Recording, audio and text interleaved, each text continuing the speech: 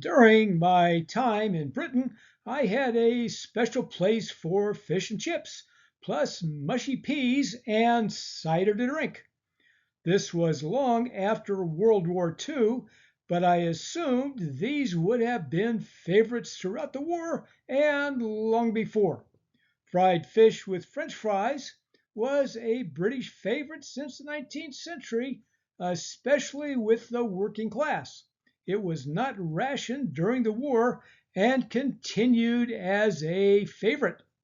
Mushy peas were an added favorite as a side dish to fish and chips, probably originated in northern England before the 20th century. Cider was made from fermented apple juice, originating some 5,000 years ago and spread by the Celts. The Romans found cider in Britain and spread it across the empire. My favorite was Scrumpy Jack on tap at the local pub, also a potential source of fish and chips. Tea, of course, has been a British favorite. Fortunately, coffee was also available for breakfast. Teas in Britain started in the 17th century, brought by the British East India Company. British cuisine across the country had considerable food and cooking traditions, like the full breakfast, usually sausage or bacon, eggs, sides, and toast, roast, and shepherd's pie. Immigrants brought popular items like spaghetti and curry. Standard sweet tooth items included scones, carrot cake, pudding, and sponge cake, plus beer and other pub favorites. Common food sources were cattle, sheep, and goats for meat, milk, and cheese. Crops included wheat, oats, rye, barley, vegetables, and greens. The list of farm crops is long, with the Columbian Exchange meaning anything that could be grown would be. British shipping brought in the rest, like sugar and pepper. British food was regional. Consider the differences between England, Wales, Scotland, and Northern Ireland, then the different regions of each. Add the important class differences from aristocrat to working class.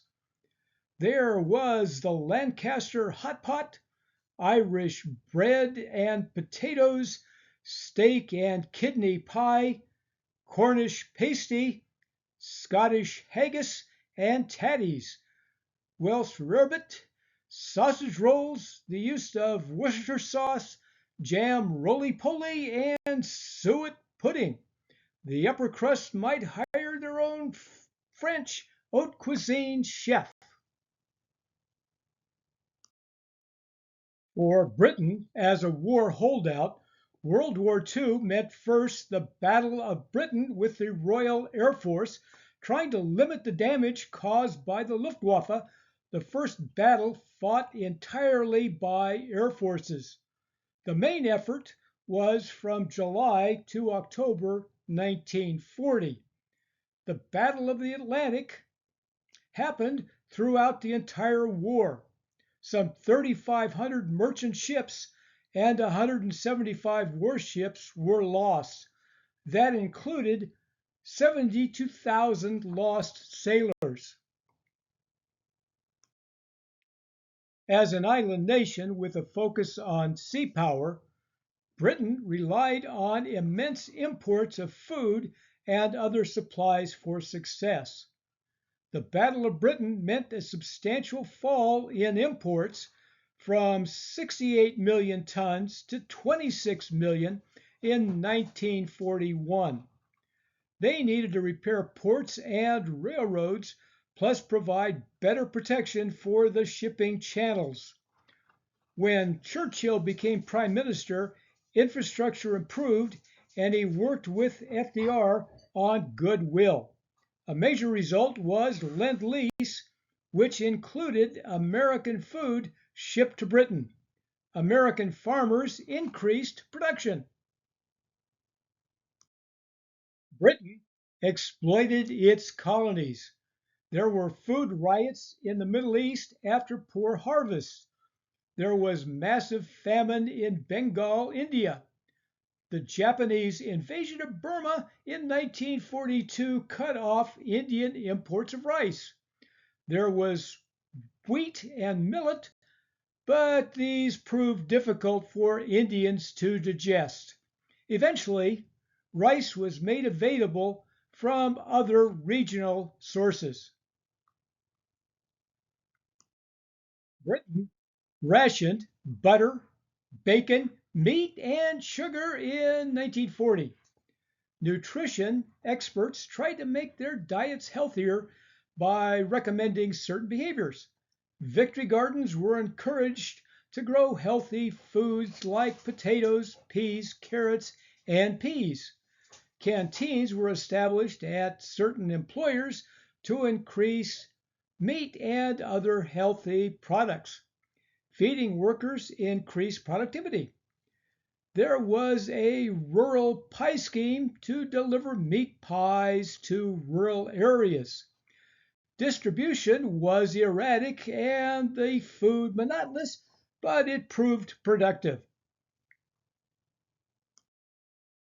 During World War II, nutrition increased and people may have been at their healthiest.